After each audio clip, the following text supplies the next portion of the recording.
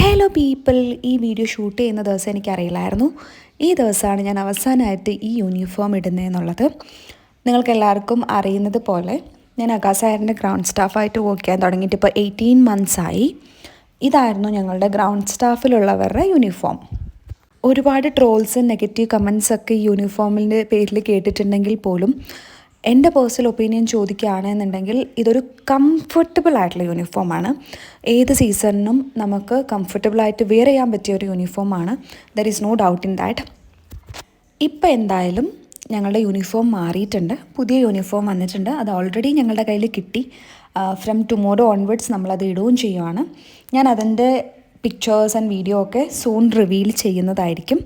അങ്ങനെ ഒരു ഫ്ലൈറ്റ് ഡിലേൻ്റെ ഫുഡൊക്കെ കഴിച്ച് പുറത്ത് പോയി നമ്മൾ അടുത്തുള്ളൊരു ഡെസേർട്ട് ഷോപ്പിൽ നിന്ന് ഒരു കേക്കൊക്കെ മേടിച്ച് കഴിച്ചായിരുന്നു. And it was so good, നല്ല യമ്മിയായിരുന്നു.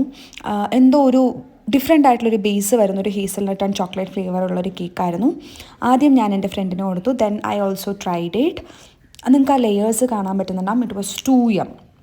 അങ്ങനെ ഞാൻ കുറച്ച് നേരം കേക്കൊക്കെ കഴിച്ച് പുറത്ത് നേരം കുറച്ച് നേരം ഇരുന്നിട്ട് തിരിച്ച് ഞാൻ എൻ്റെ ലൊക്കേഷനിൽ പോയിട്ട് വോക്കൊക്കെ ചെയ്തു.